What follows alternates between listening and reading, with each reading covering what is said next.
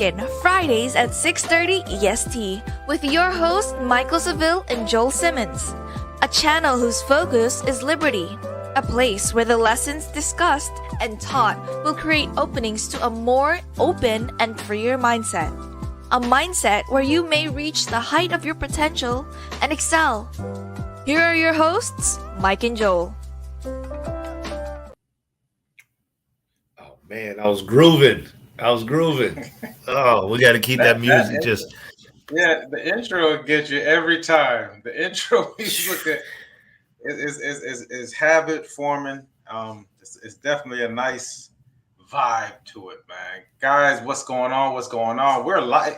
It's been a while, I think, since we actually went live on a Friday.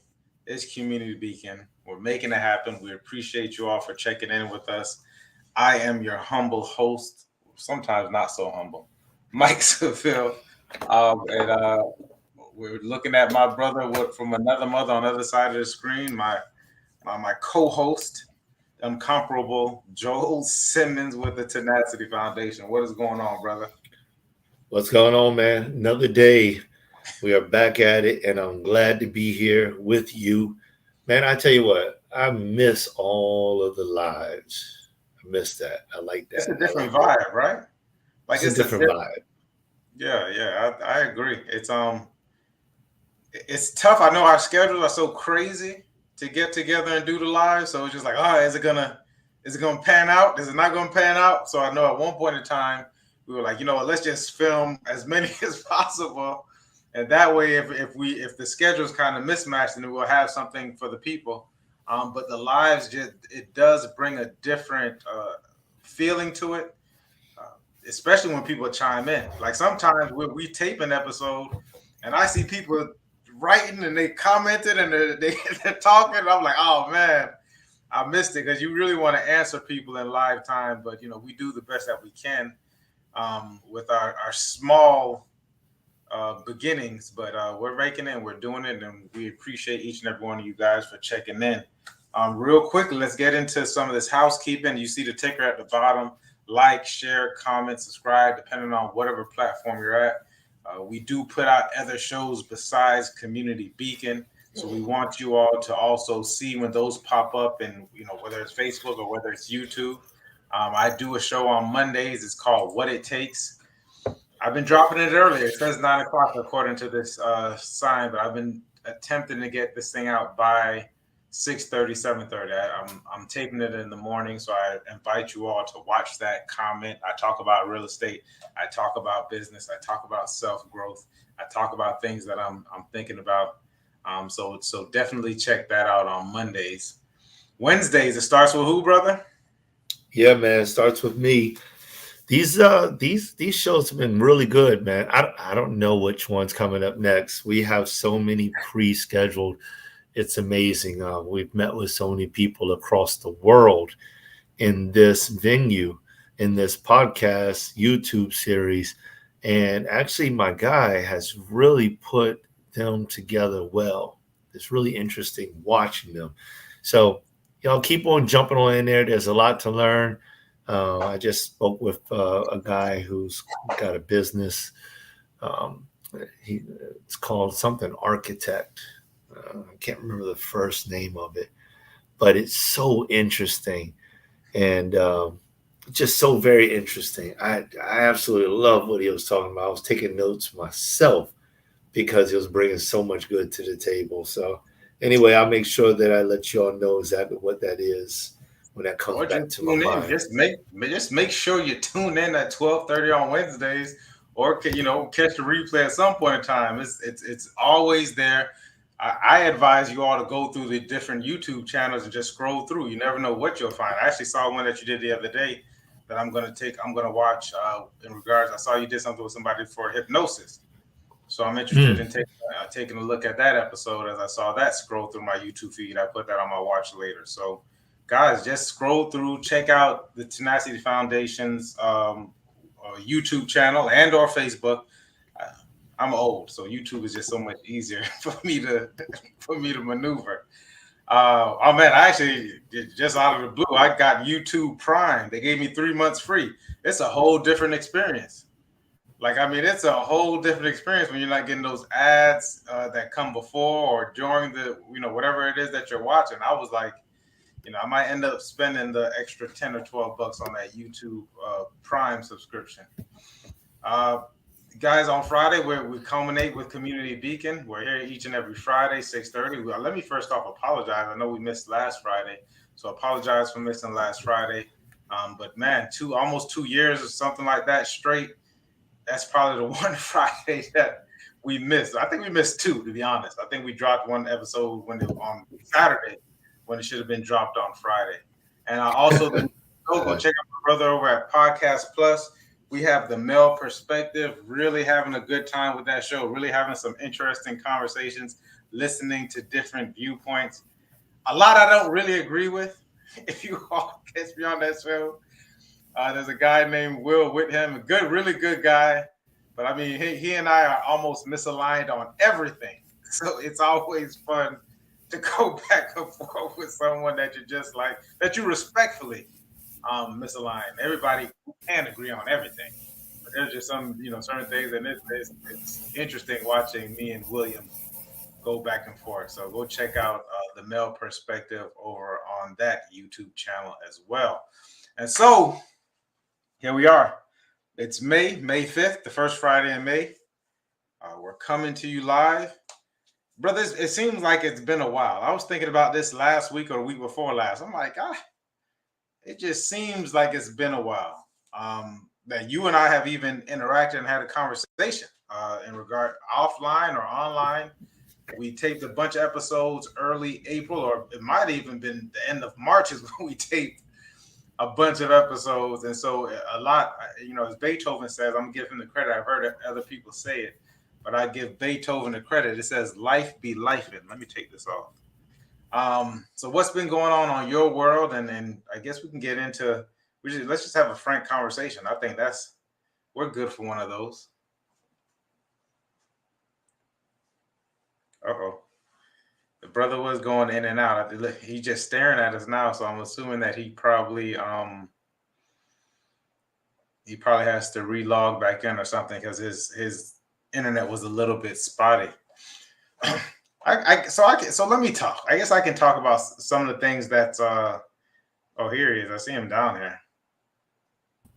I see you, brother.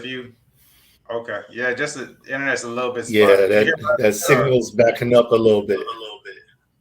Yeah, did you hear what I said, or what was the last thing you heard? No, I know you were just asking me to kind of like open up that door for what we have done in the past and what we've talked about in the past and where I am today. And man, I'm gonna tell you where I am. I'm just I've had so many conversations in regards to, I'm gonna tell you, it's just like freedom. You know what I mean? That's where it's at, and how to obtain that type of freedom. Freedom inside your mind is huge for me, to be able to gain that type of freedom inside of your mind.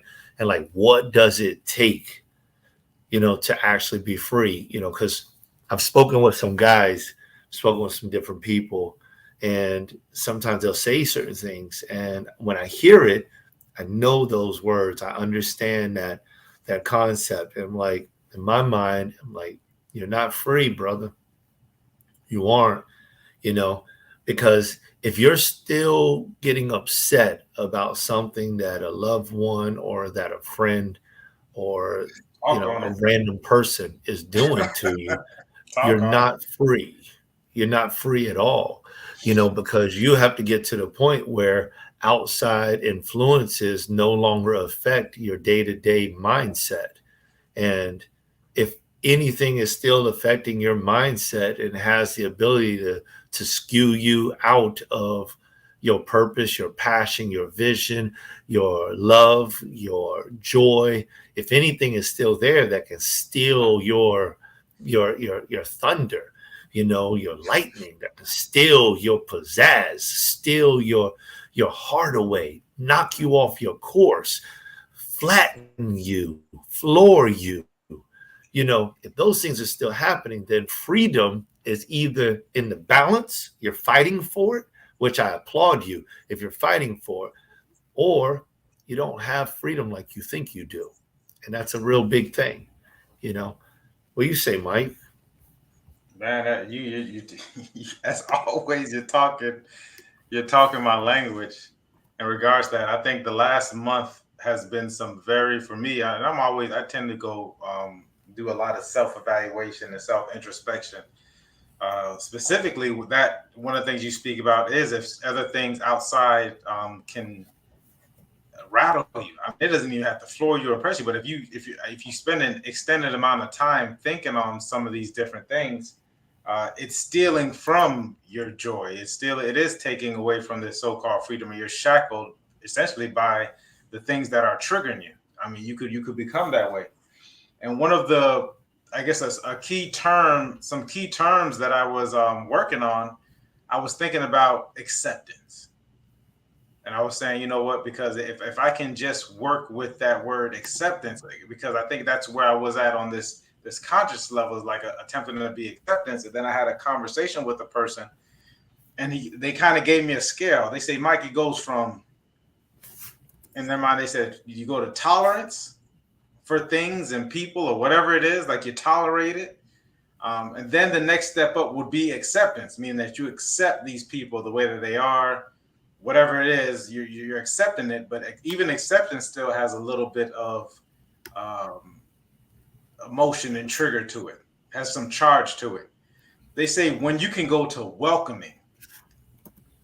So if you can go from toleration from toleration to acceptance to the actual welcoming of these things, then that just takes it to a different level. Because when you become welcoming, which is one of the things I definitely have that I'm working on at this point in time, when you become welcoming, it doesn't really interfere with the mindset or the level that you are at the time. It's just like, hey, good for you. You know what I mean? If there's any other information I can advise you, which is a whole other ballgame, I don't want to get into the information versus advice. If there's any information I can offer you or support you in any kind of way, I'm there as far as welcoming, but I'm going on about my way. You know what I mean? I don't have to. It just takes it to the next level. But I think it opens up that freedom mindset that you have. And tell me, when we talk about freedom as well, I think when you immediately went there, another thing I thought about was letting go. The ability to let go. So I don't know if you want to expound on that, if that resonates with you at all. No, it does. Because that's like a huge part of it, is the ability to really like let go of whatever it is that's binding you. And the thing about it is like the freedom that I believe we're discussing at this point in time is really about a freedom of mind. Well, who was that? In Vogue or SWV? I think it was In Vogue. They would sing that song, "Free your mind and the rest will follow. The colorblind, don't be so shallow." And it's like, I thought you were going to take it. I thought you was going to go ahead and sing it, bring the octave in. If you was going no, we're not on that level today. Yeah. So, but I mean, that's it. It's like there's so much power in that word right there. Free your mind, and the rest will follow. And it's like you have so many different people that have just been, just showed us how much that does for us, by just freeing your mind. If you could figure out a way how to free your mind, like when you think about Reuben Carter, the hurricane Reuben Carter. This man, if you were to look up, if you read his book or if you go on YouTube, you can find him on YouTube. And he talks about what he's done. Now, most people are familiar with the movie with Denzel Washington, The Hurricane. And Denzel did actually a really great job of portraying this guy. When you see his YouTube, you're going to say, what? That was... Wow. Is he playing Denzel, or is it Denzel playing him? I don't know. I don't know. Denzel, shouts out to Denzel. Go ahead, brother. Yeah, shouts out to Denzel. But it's like what he did was being inside that cell is he turned his mind off from the negativity and from the loss and from the strain. Now, one thing he didn't do was he didn't let everything go. He really blocked it. And you find out later on through his story, when the time comes for these young people to try to get him out, he doesn't have the ability or the capacity to give himself the opportunity because there's still fear there.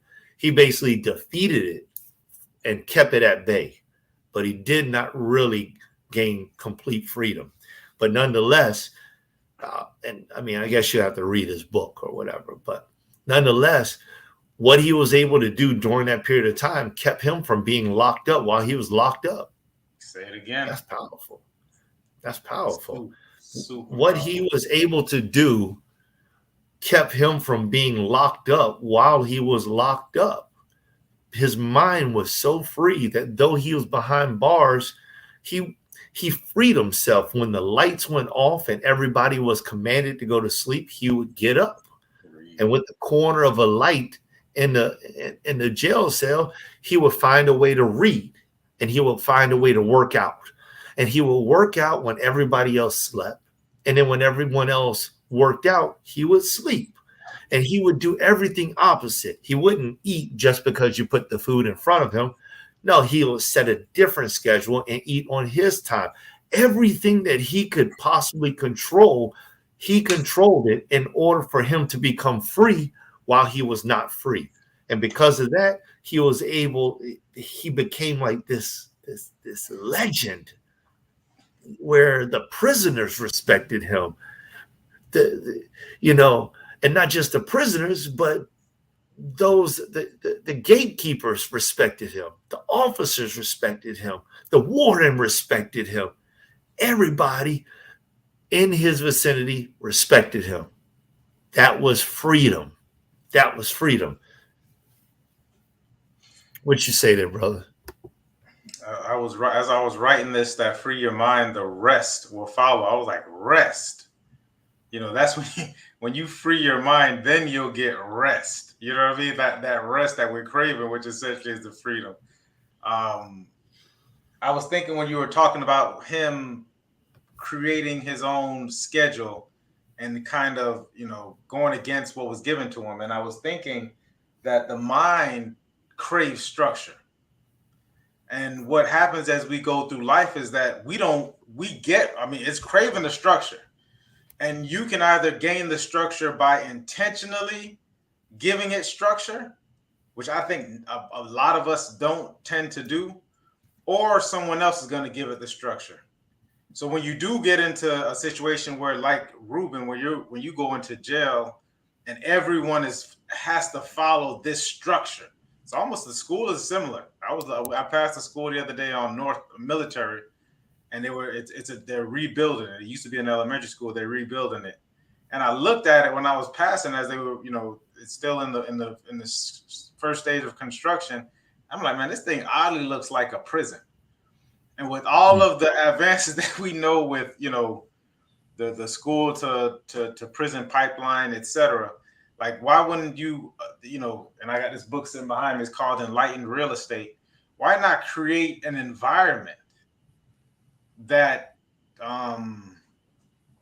allows children to flourish?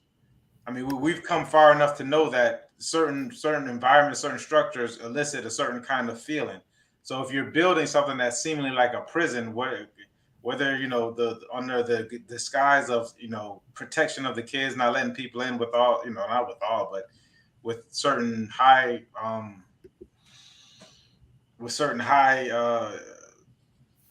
news features in regards to school shootings, etc. But if you created a structure to where the kids would actually flourish because there's more greenery, greenery has been shown to help with education, open spaces, just in the whole environment. However, getting back to Reuben Carter's situation, is that for him to be that strong to rebel against essentially the systematic, and that can't be easy. That's probably why he was so well respected, because that takes discipline for him to rebel and create his own structure within this structure. Takes a lot of fortitude, and it's like, so that's the freedom of it. And we're within this societal structure.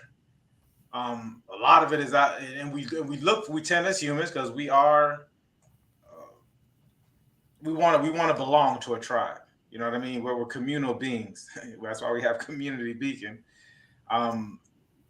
We want to be a part of something, so we're seeking a lot of this external validations as well, which goes a long way with it. That's why social media is so addictive, because people can immediately get can seek and get validation for whatever it is that they're doing.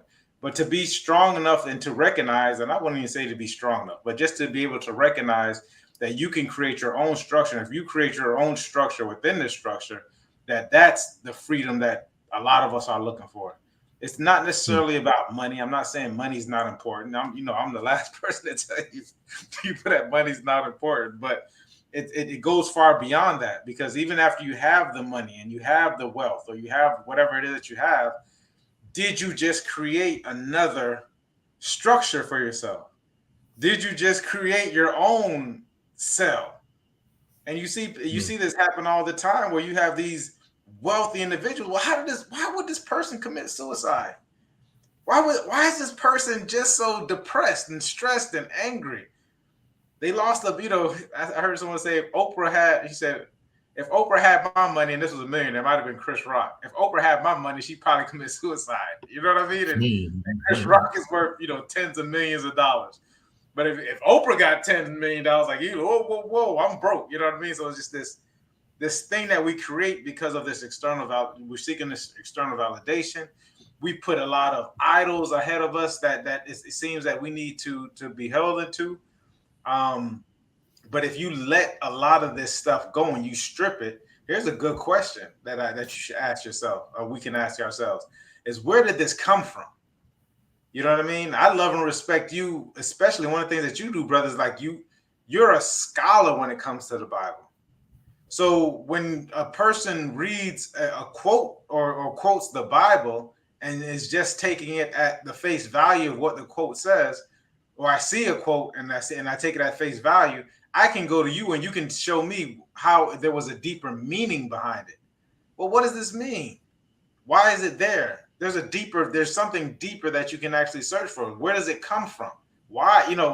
Like there's always, and that's why we should congregate and get around scholarly people to figure out, like, what exactly is it, the reason that we're doing what we're doing, or why does this thing resonate with us, and how do we take it to how do we make it align with what it is, for this freedom that we seek? All right, And I like that. I like what you're putting out right there, and I appreciate that too. As far as compliments go and everything, I definitely appreciate that, and I feel the same way about you. On multiple levels. That's why I feel like this is a very good fit. You were talking about like these constructs, and I think that is so crazy, man. I like Marvel. I like Marvel. I don't know how much I like it right now, because we gotta have an episode on Disney, because I'm about to cut my Disney my subscription shortly. But go ahead, I'm with you. Yeah, Disney's been just like they've been playing to a certain hand. And that we should probably talk about that at some point in time too. Yeah, absolutely. Absolutely. It's just, these constructs, so I started to think about, like, the Sorcerer Supreme, like the Doctor Strange type of stuff, and when you were talking about these constructs, I'm like, yeah, these guys are walking around. I'm not a real big, witch and warlock type of person, but for whatever reason, I let my guard down a little bit for Doctor Strange, probably because he's from Marvel, and I grew up on Marvel, and it just is what it is. That's my give. All right. So, And I'm just thinking about them, like they create these constructs. They're like, oh, we're going to put this spell around you, and now nobody's going to be able to get into you. They're like, somebody's fighting against them. They throw something at them like, ching. Oh man, that stuff really works. And it's like, but the thing about it is, like, just as much as that protects you from things going out, it like protects you from things coming in. It protects you from things going out. Like who is that lady? The witch lady? Some Marvel guy, Scarlet. Yeah, the Scarlet Witch. She puts this construct over an entire neighborhood. Oh yeah, just so that she could be with her children and her dead husband. Right. And so, like, at first I didn't really care for this whole series because I'm not big on witches and warlocks. But the creativity in this and the realness of this is like mind-boggling. So she's got the power to create this field, this force field, much like the Black Panther. He puts this force field around the entire city of protection. But for her, it's all for her own purpose. Nobody else. It's a very selfish cause, and she's got it. Now, as they start to advance in this and try to get into her to break this, which goes from her TV show to the Stephen Strange TV show, they find out that the Scarlet, whatever her name is, the young lady that's inside of the Scarlet Witch, right, is trapped inside of this white world in a prison. And it's like, so what are you talking about, Joel? I mean, get to the point. The point is that when we build these constructs to perfect our lives on the outside, sometimes what we end up doing is build fortresses and jail cells that then imprisons our natural being, the essence of who we are. We imprison it inside of our mind. And we get lost in this darkness inside of our mind while we're wearing this masked lifestyle, walking around in the world as if we're somebody that we aren't.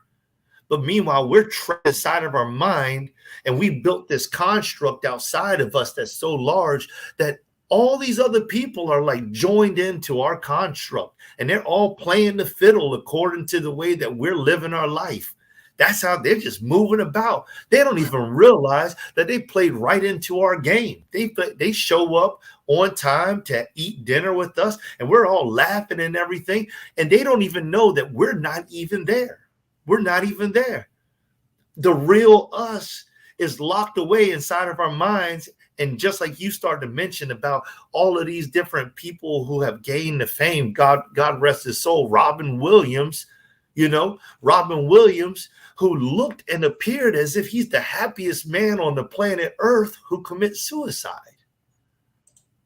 Michael Jackson, who could sing the world. He could sing a song and unite the world. The whole world will come together for Michael Jackson. Meanwhile, he's losing his mind in his own mind.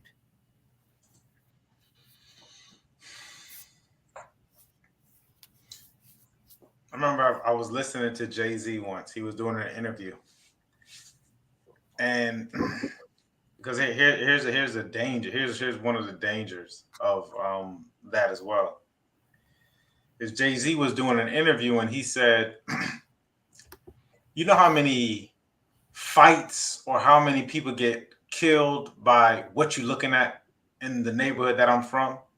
He says, because this is him doing what he says, because they are hiding their pain behind this mask. So, in this context of the mask, this is people, and I used to make it was a joke that I had about it, but there's truth in jest.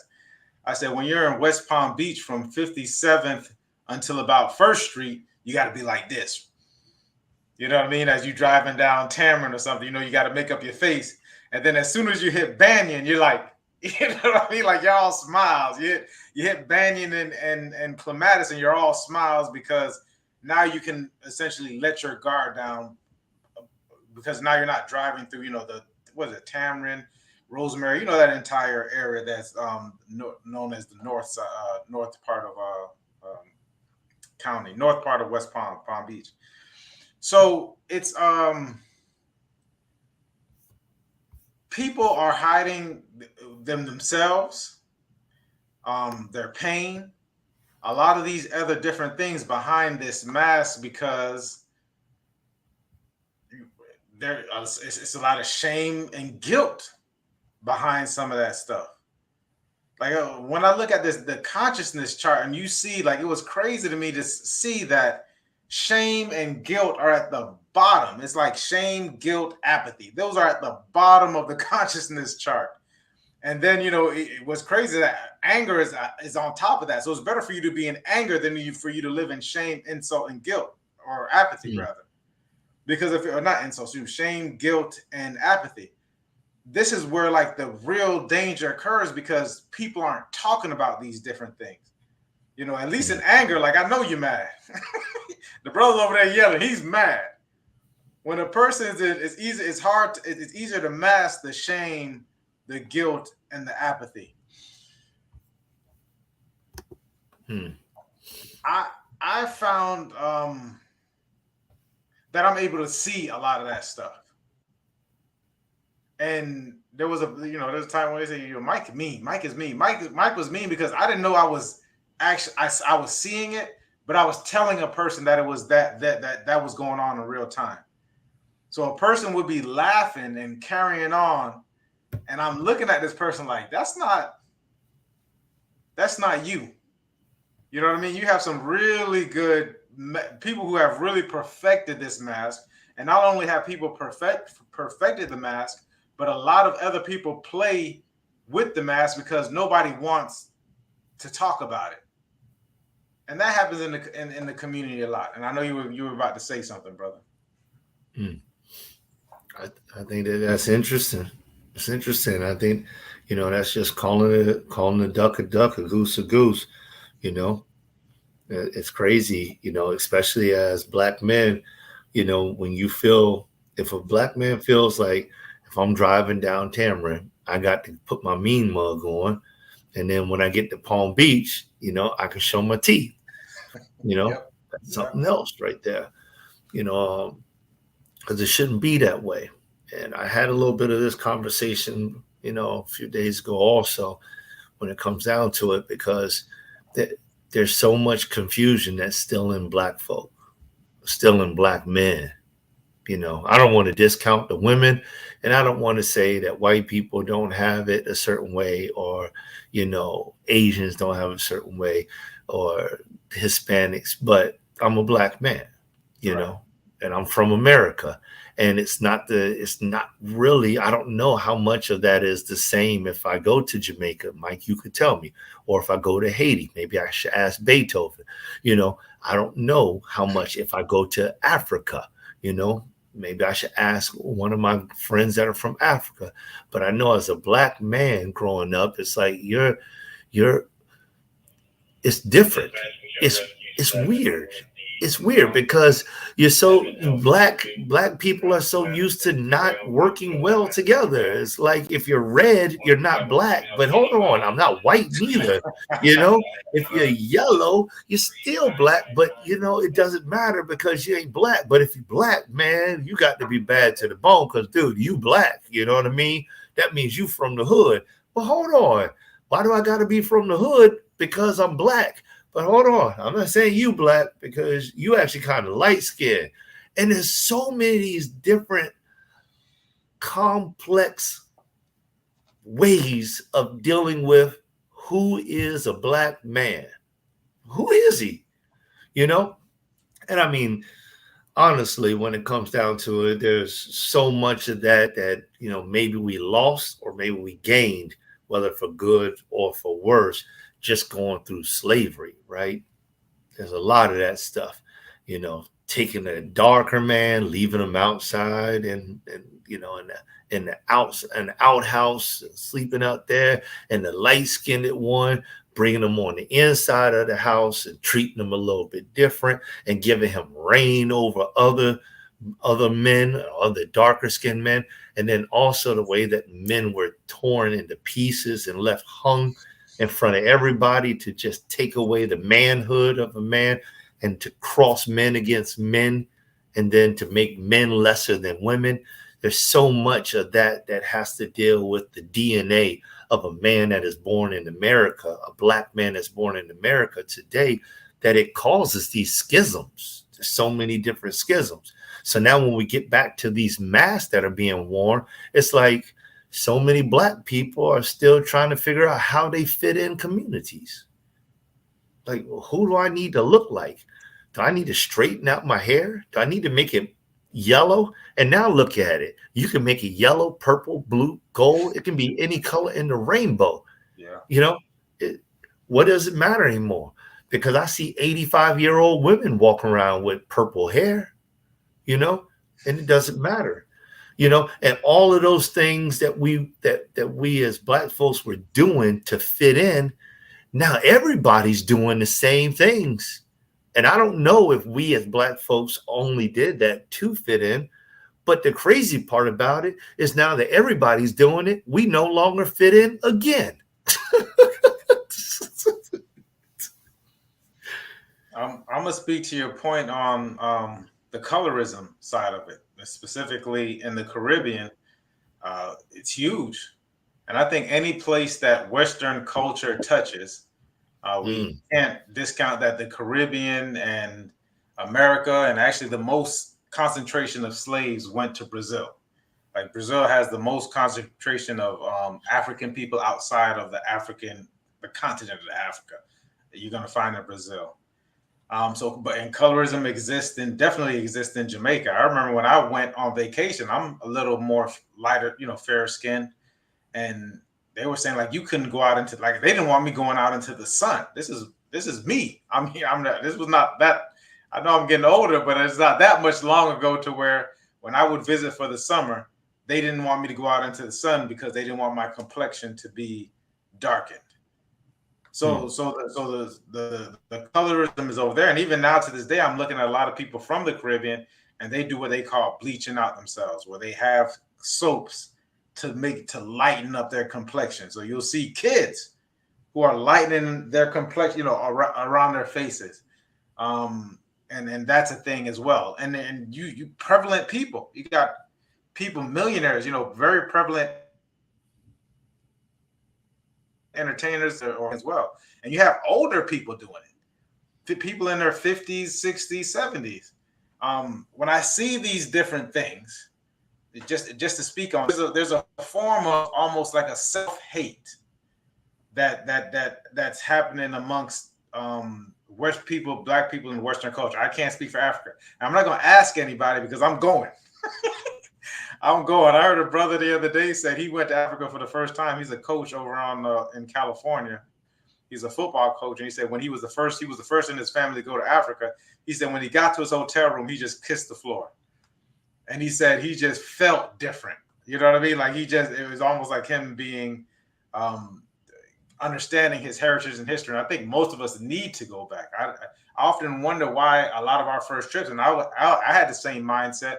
A lot of the first trips were, I'm going to Mexico, or I'm going to, I didn't go, but to Europe or Asia, etc. I don't understand why a lot of people's first trip is not going back to Africa. For me, my first trip was Jamaica, but that's because I have Jamaican parentage. I think there is a distinction, however, with African Americans, people who are born and raised in America, versus people who came from the Caribbean, blacks who came from the Caribbean. I think the culture in the Caribbean is a little bit more, it's not as of now anyways, because social media is going over there. So you're starting to see a lot more Americanized stuff, but there's still some form of, there's more of a culture there in the Caribbean, even down to because the language is accepted. You could speak patois in Jamaica, which is heavily influenced by Africa.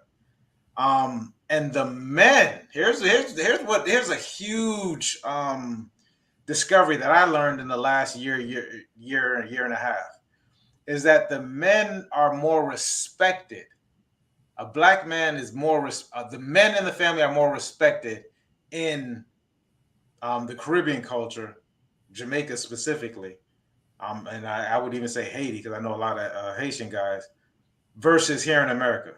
There's a huge lack of respect for men in regards to the black man in America, and even from like their women, it's almost like a disdain for it in the last, and I want to say this probably happened like the last 30 to 40, maybe 50 years since the 70s, and you start to see a lot of these videos in the 70s where they kind of start talking about it, but it's so ingrained in the culture. Like what's interesting to me is that when you go back to Jamaica, like my grandfather, shouts out to my grandfather, my first male role model. We went to the funeral. I'm not saying, and this is not a right or wrong thing, so I don't want to get into the right or wrong thing, but we go to the funeral. I see other aunts and uncles that aren't from my grandmother, but my grandmother's there for my grandfather's legacy. So as long as these kids are his, she treats them like they're hers. They've never been divorced. These are kids that came after they were married. She even filed for one to come, one of my uncles to come to America. But it was more. It wasn't about it was about his legacy overall. You understand what I mean? And so there's this reverence for the male father figures, the male figures in Jamaica or in the Caribbean, versus what I see here in the culture, where there's kind of like there's somewhat of infighting, but there's definitely not as much reverence for the especially in regards to the narrative for the black man in America.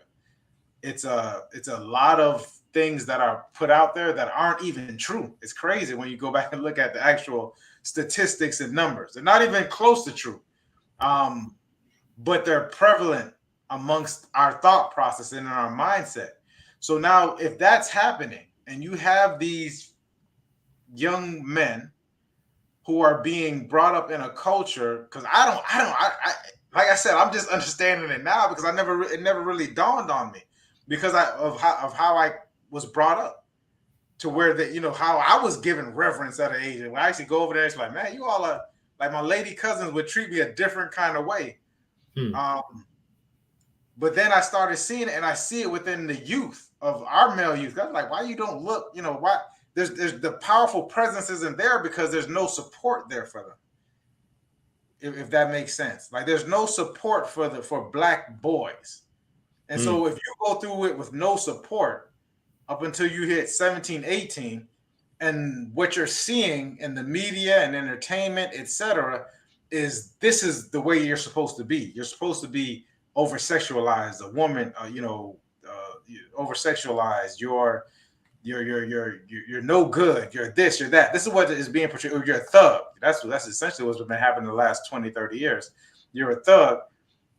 The way that they approach things is totally different. They're not even allowed to be, especially if you're not making a certain amount of money. And the money that they're expected to make is crazy.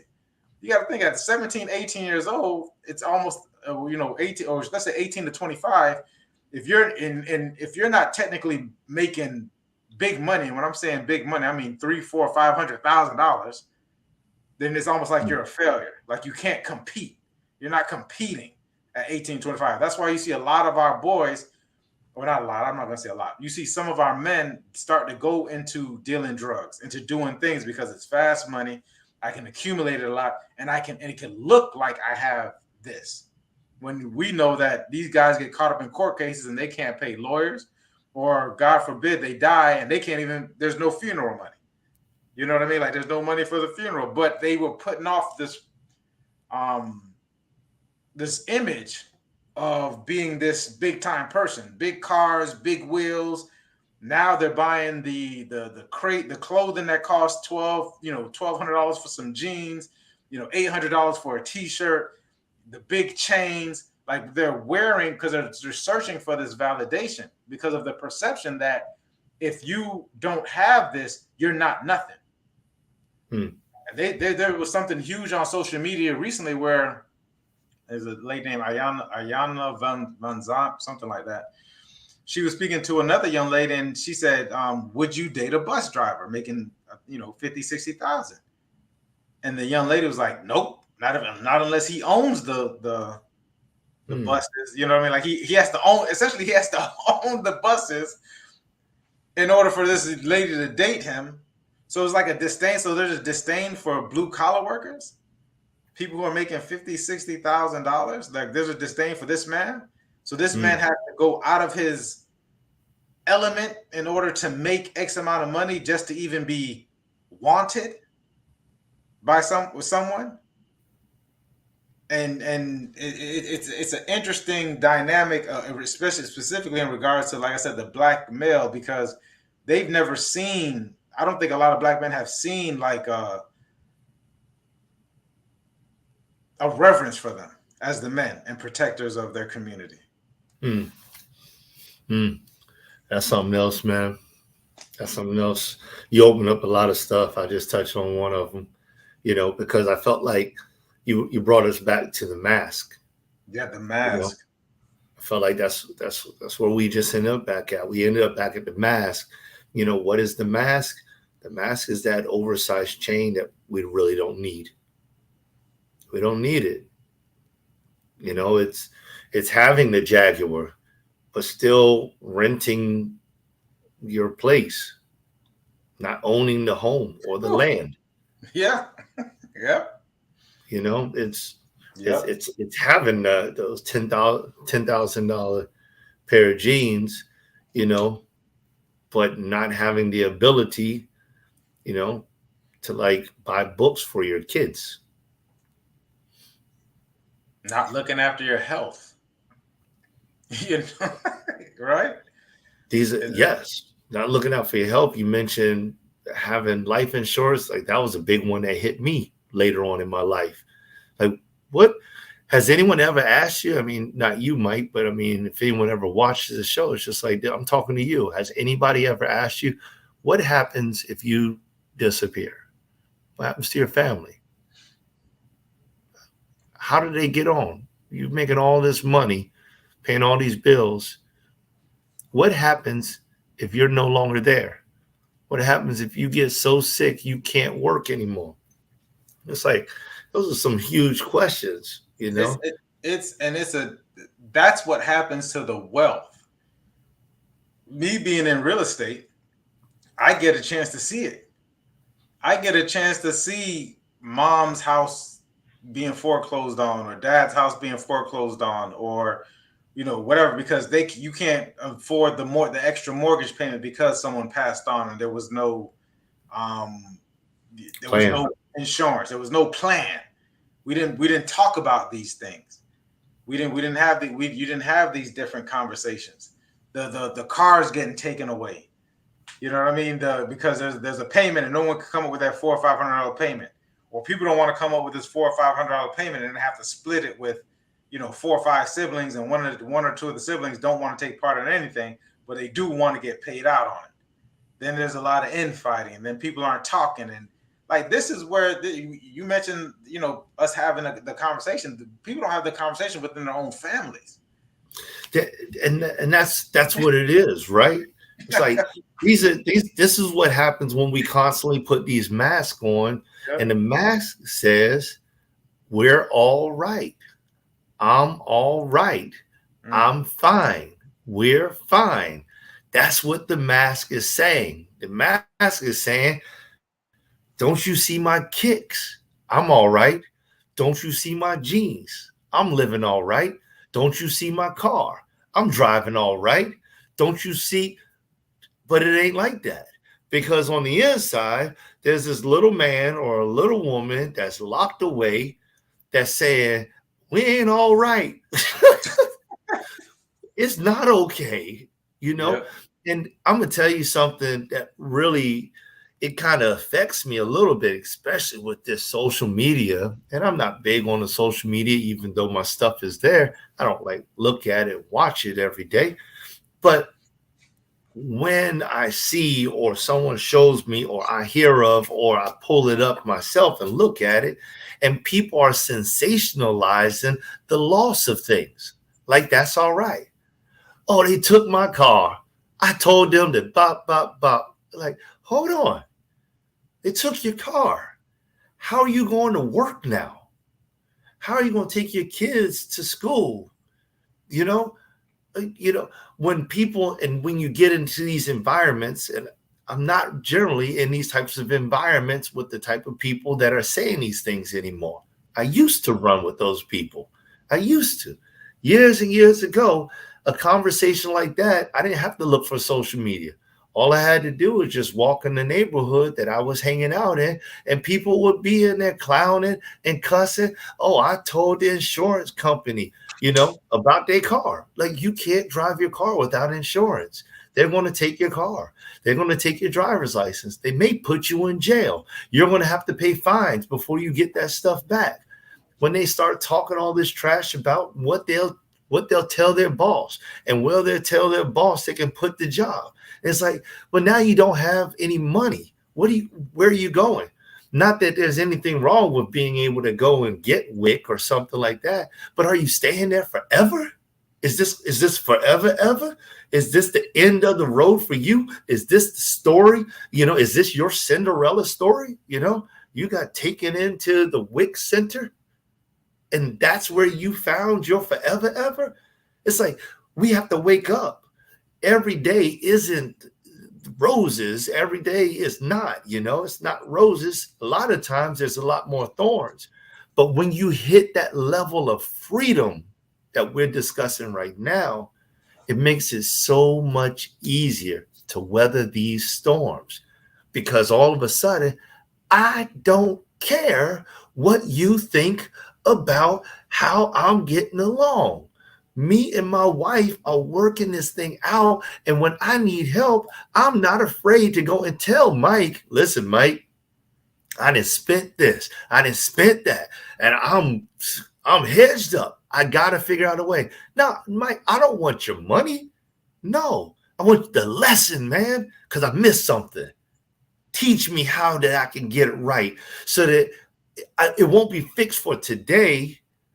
But when I fix this and I free this, I can do it every day. And now I can teach my children how to never even go down that pathway. You mentioned something, brother, in regards to going to the WIC or whatever it is that this circumstance that these people have. And it's interesting because I'm having a situation with a person now. And it's the avoidance of that person that you're talking about. Like you spoke about the person in your head, because we have to put this mask on because we're attempting to avoid this pain. We don't want to process this thing that we have going on, the shame, the guilt, the whatever it is. We're attempting not to process it, and this is going on in the community. And I'm watching people. When you think about this, is that, and I told Elijah, I said the anxiety of the hit is worse than the hit itself. Yes. I said the anxiety of the hit is worse than the hit itself. So what happens is when you put on this facade because you don't want to process it, the thing that you're attempting not to process, this pain, it happens to me. I'm telling you from experience, is way worse than the actual thing that you're attempting to avoid. And the faster you take on the thing that you're attempting to avoid, the less headaches that you're going to have on the back end of it. You spoke about the insurance. So let's say you owe the insurance people $400. Let's just say $400. But you don't reach out to these insurance people, let them know, or you don't figure out some kind of other way. You just let it linger until they can have the car, or you get caught driving with the car without the insurance. They put you in jail. Now you you might have missed a day of work. You might get fired. Who knows what happens? But that $400 done ballooned up into $1,000, $1,200, $1,600 or something like that. It went from $400 to $1,600. You probably could have said something to the insurance people. Say, "Listen, I get you. Let me give you $100 now," or or maybe I go find a different insurance. This insurance is too costly. but you're just putting it off because I don't want to deal with this anticipation of this pain. When you could have called the insurance company and the insurance company tells you, okay, cool. When do you think you might be able to pay it? Oh, I think I can get that money in about 20 days or so. Okay, great. We'll give you 30 days extension. Now you have a way for you to figure it out. Then you mentioned that I go to Mike when I have this, whatever it is, not for the money, but to get the clarification, because sometimes when we're in the forest, because sometimes we're in the pain, we can't see the forest because of the trees. So it's always good to get someone to kind of say, okay, well, oh, that makes sense. Or you don't have the information, so your point of view is skewed. So now you can go over there and talk to someone else, and sometimes it's the simplest adjustment. Oh, that's okay. So that makes, because I'm gonna tell you what, great businesses are built on 1 to 2 millimeter shifts. Everybody's not doing 180 degrees. Everybody's not waking up today and making $1 million because of whatever. People start to say, oh, I made an extra $3,000 this month. I made an extra $7,000 this month. Oh man. Then you look back 2 years, you didn't even notice it. You're making an extra $25,000 from 2 years before a month or whatever it is. Because it's these little shifts that you're making and the adjustments that you're making in regards to it. And you're also raising your level of understanding, knowing and understanding. So that's huge. That's that man, and that was a great summary, because what you just said brought us back to something you had mentioned earlier, and you just said it in one word: discipline.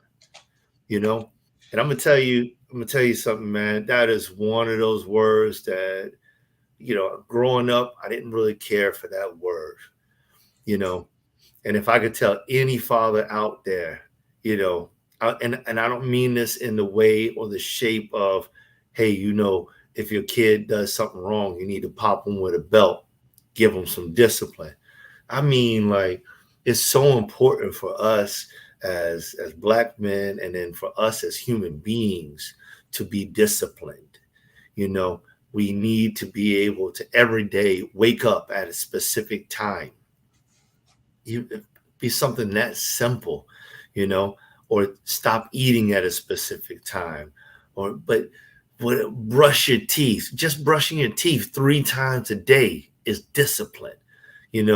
Not missing a time to brush your teeth, because in order for us to be able to get out of the forest, or to find the tree in the midst of the forest, or to find the forest beyond the tree, in order for us to be able to do those things, it takes discipline.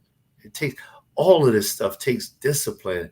And that's one thing that I've really been looking into at a deeper level, is how much discipline am I able to apply, and in how many zones or places in my life can I apply it, because if you want to be free, you have to be disciplined. You have to always go back to your freedom, because somebody's going to call you up. Somebody's going to say something to you, and they're going to rock your world. And people are going to want to mouth off, to express their opinion. Yeah. I mean, Mike, how many times does your opinion not even make a difference, a dent in the conversation? Like, at the heat of the moment, sometimes words don't even make sense, because nobody's listening to it. So why get knocked off my rocker? Sometimes they'll look at me and they say, and I get this type of compliment. They'll say, I'm grateful for it, but they'll be, man, thank you for your patience. Because they were off their rocker. Right. And they tried to get me off my rocker with antagonizing me because I moved in a certain direction. Matter of fact, it just happened 3 hours ago. Lady came up to me. And she told me, she said, you scheming.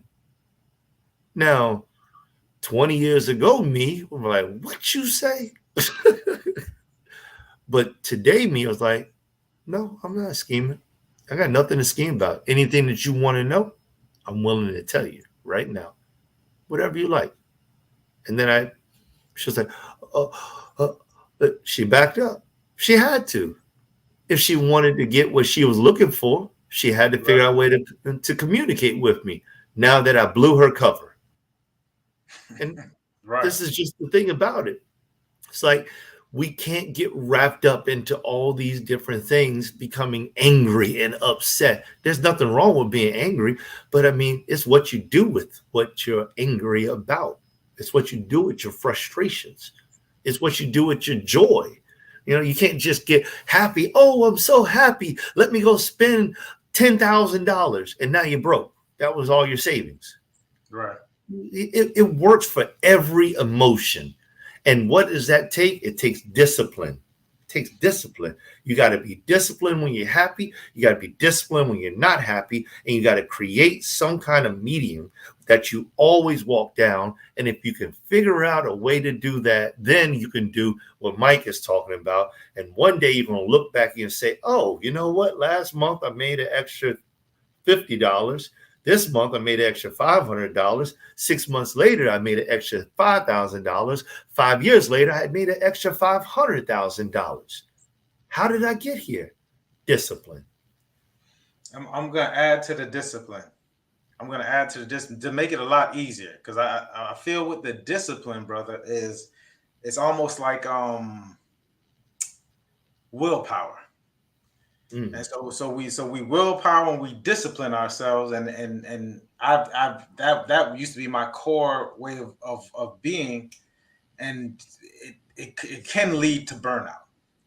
But I want to put a little spin on the discipline by saying is that, first off, and I'm gonna go back to what you mentioned, because I got to talk about that, because this is the beginning of it, is that the definition, like what defines a man. What defines a black man or a good man? Let's just say a good man. Like, we have to figure out the definition of it. And then we gain some type of clarity on it. And then from when you gain the clarity, then you can start to see a vision. Because now you're clear on things, you get to that vision. So you start off with the discipline and the mindset. But what I like to see us do to make it consistent is the alignment. Because when you come into alignment, then everything else it makes it a lot easier to be disciplined, because I'm just aligned with where it is that I'm going. I'm aligned with where it is that I'm going, and I'm aligned with how I'm going to get there. And so now when the person comes to get you off your square because they're angry, you get to see the alignment that you have with it and the clarity. If you're clear and you're aligned, then that, like you are now, that's why you handle it so well. As opposed to 20 years ago, you handle it so well because you have a vision and you have clarity and you're aligned. So if you have that, brother, then it's like now it's harder for people to get you off your rocker. Now, if you come into something and you're not aligned, you're not disciplined, you're not aligned, you're not disciplined, you're not clear on where it is that you want to go, your vision is kind of skewed, then anything and everything gets you off your rocker. This is why you can go to people who are operating on a lower vibration, and everything gets them off their rocker, because they're always responding. They're always, oh, you stepped on my shoe, oh, it's a problem. Oh, you looked at me crazy, it's a problem. Oh, you bumped into me, it's a problem. What's this about? No vision, no discipline, no alignment, no definition of who they clearly are, what it looks like, of where they want to get to.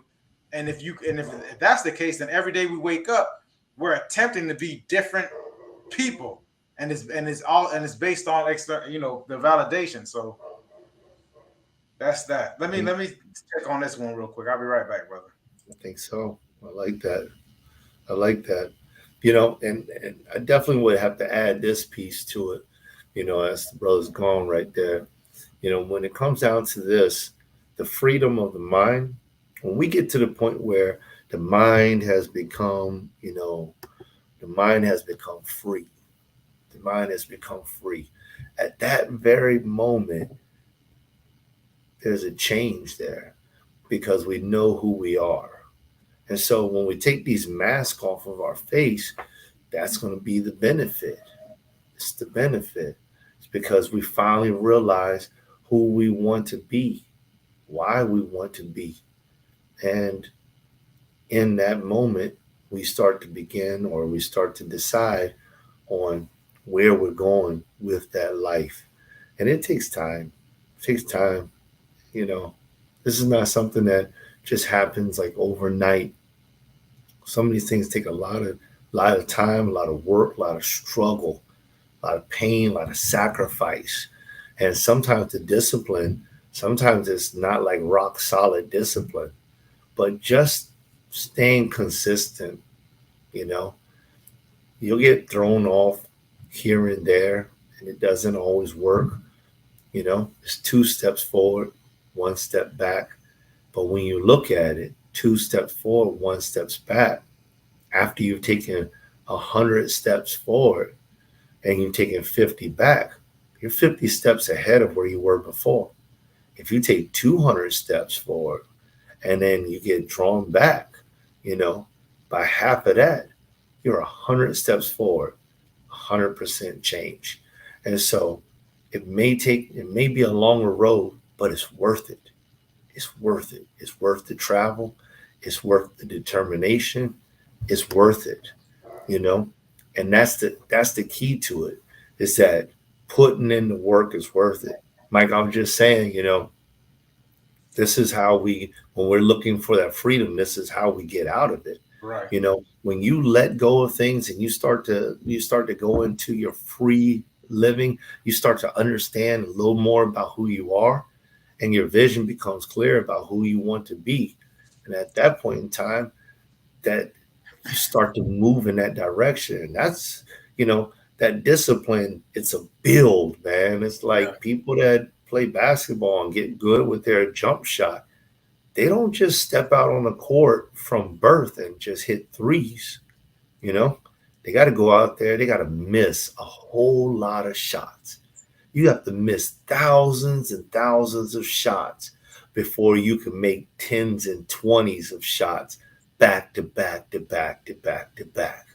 Before your skill is that good, where you can almost just pick the ball up and release, where you can come cold. Like one time, I think they were videoing Obama, and he was just walking by a basketball court. And he said he asked for the ball. They threw it to him, and he shot a 3-pointer, and he just walked on off and started smiling. You know, like, to get there, he had to miss so many shots, but nobody else gets a chance to see that. No. And that's why you have to be free in the mind, because you cannot do these things simply because other people are watching. And there's the other part I said, Mike, it's like there's this saying, you know, and a lot of business people will say sometimes running a business is like 2 steps forward, 1 step back, you know. Well, if you think about this, if you go 200, if you give 200%, 200 steps into anything, and you lose half of that, you're 100% change. 100%. You're 100% change. You ain't the same person. You know, I like the Obama thing you just mentioned. I was just looking at Steph Curry, and he was practicing, and the guy was like throwing the ball like he'd throw it off the backboard. It would go to his ball guy, and then he'd run around and he'd catch the ball and he'd just shoot it. It went in. And there was another time he threw the ball, then he like was playing volleyball with it, and then it went into the stands, and the guy from the stands hit it back to him, and he turned around and caught it over his head and shot it and it went in. I'm just like, you know how much time this guy is spending in the gym in order to do what he's like. He's done it so much. He has to create different scenarios just to stay, you know, to continue doing it. Yes, I would just maybe think about that point. I was also thinking about this. What would be good for a lot of people because is to do like a value solicitation. I don't think people understand. They've been so caught up in this mass that we were talking about, is that they don't really understand what their true values are. You know, people get married for the wedding. People get into relationships for the lifestyle, or the job for the lifestyle, or they pursue certain things for what they think that it's going to be, and then they get it, and it's not in alignment with the values their core values that they really have. And they find themselves in a space where they have these things that they wanted to obtain, or they think they want to obtain it, they spend a lot of time attempting to obtain it. They obtain it, and it's not even what they really want. So yeah, I think a lot of people need to spend time figuring out what are your core values, and take money out of the equation. You know, I know a lot of people pick money because money in their mind is a sense of safety or a sense of freedom.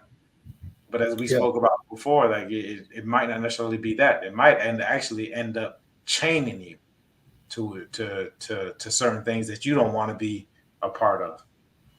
Yeah, good point. Especially if you don't know what you want the money for. Like that's the problem. A lot of people don't even know what they want the money for. I mean, they say it. If you ask them, they're like, "Oh, I go on a trip. Oh, they got all these different things of how they're going to spend the money." Well, what you want money for? You're just going to spend it. You don't need no money because the objective is to spend it. So, what is it that you really need? That's what you need. Whatever that thing is, that's what you need. That's me. You? All right. Listen, guys, man, this was fun. This was a really deep. I love these conversations. We can go off forever, but the brother has to go. I appreciate you all for checking into Community Beacon. Any last words, brother? Peace out, man. Love you guys. We'll see you next week.